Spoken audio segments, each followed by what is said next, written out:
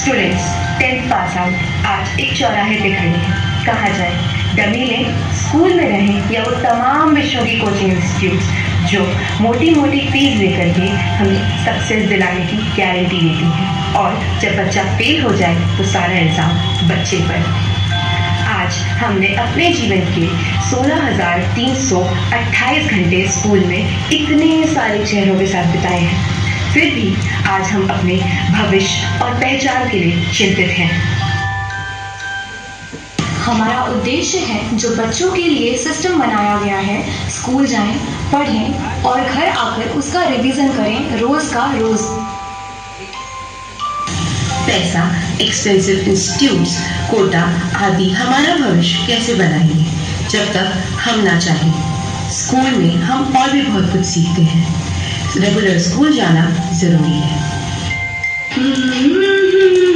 वो पुराने दिन, वो सुहाने दिन, स्कूल की जमीन पे बीते वो पुराने दिन याद आते हैं तो मुस्कुराते हैं, क्या लौट पाएंगे वो पुराने दिन। कुछ मिटा दिए, कुछ बना लिए, दिन गुजर गए, हम किधर गए, अकेले हैं खड़े, कदम नहीं बढ़े, चल पड़ेंगे जब भी कोई राह चल पड़े, जाएंगे कहाँ है कुछ पता नहीं।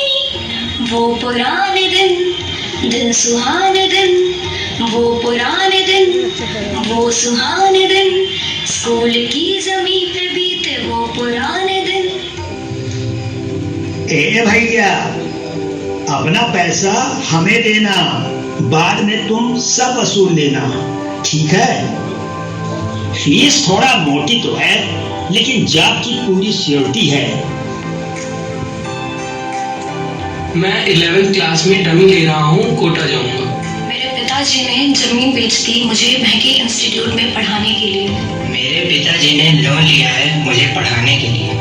हो गया, जा रहे हैं कोटा पढ़ने, पढ़ाई लिखाई होगी तो ठीक है, वरना घूम भाग तो आदमी ले गए। लोग तो कहते हैं 10th और 12th कर लो, उसके बाद मजे ही मजे, लेकिन मेन स्ट्रगल तो उसी के बाद शुरू होता है।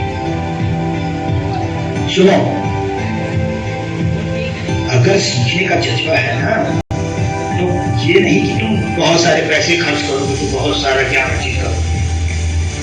जरूरी ये है कि तुम्हारा नियमित अभ्यास, तुम्हारा जुनून, तुम्हारा जोश, वो तुम्हें तरक्की की राह पे ले जाएगा, समझे? ये जो कोचिंग और ये सब जो सुन रहे हो, देख रहे हो ना, ये तुम्हें भटकाने वाली है, इससे हटो और अपने लक्ष्य पे ध्यान दो। तब तक चलो जब तक की सफलता पाए, ठीक है?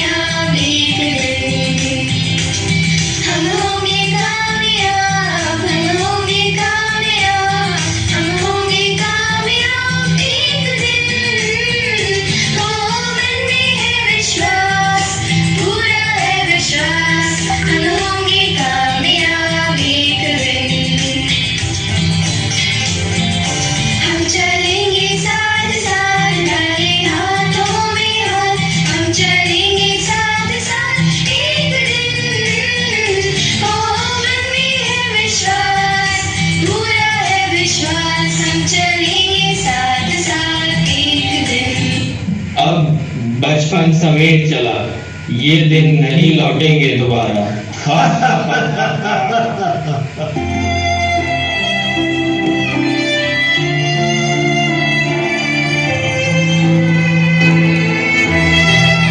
25 years later. कलेक्टर साहिबा, तुमने यूपीएससी कैसे क्लियर कर लिया? बस कर लिया। तुम तो पढ़ने में कुछ ज्यादा। ऑफ कोर्स आई नो, मैं पहले पढ़ने में अच्छी नहीं थी, मैं एवरेज स्टूडेंट ही थी, पर फिर कुछ ऐसा हुआ जिसने मेरी लाइफ चेंज कर दी। ऐसा क्या हुआ तुम्हारे साथ?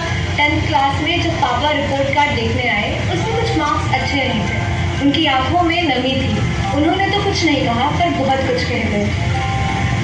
Okay, now I got it. मेरा ये मानना है that a man should work to live not to survive.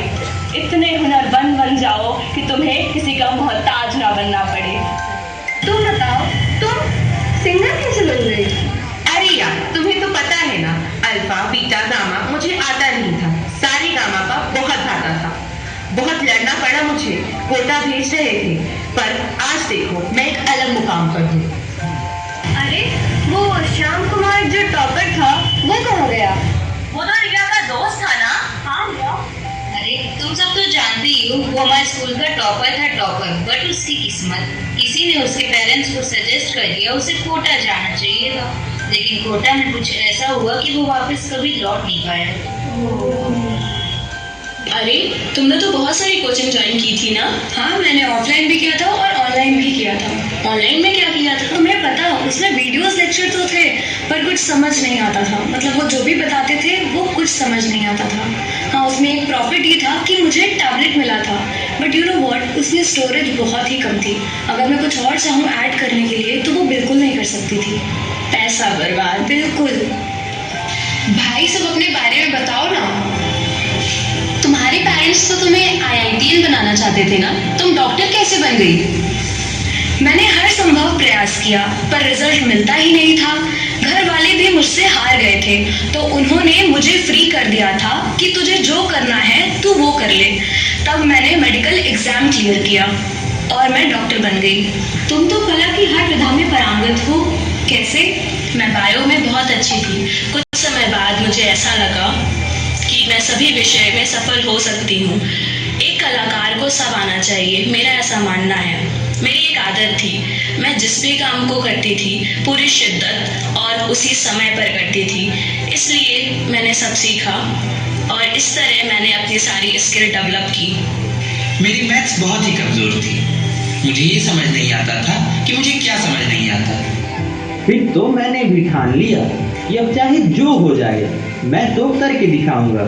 आपने वह कहावत तो सुनी ही होगी, करत करत अभ्यास के जड़मति होत सुजान, रसरी यावत जात के सिल पर पड़त निशान। बस मैं लग गया और तब मैंने अभ्यास की ताकत को समझा और चमत्कार हो गया। हाँ यार, हम लोग तो सब एवरेज थे। तू तो शांत रहे, तू तो मस्तीखोर था, पढ़ाई के अलावा तेरा दिमाग हर जगह चलता था। लेकिन पता है कि ये सब कैसे हुआ? बस मेरी एक छोटी सी होशियारी कहो, नासमझी कहो, जो भी, लेकिन वो मेरे लिए वरदान बन गया। भाई मैं तो मस्तीखोर था, लेकिन एक चीज मुझसे अनजाने नहीं अच्छी हो गई।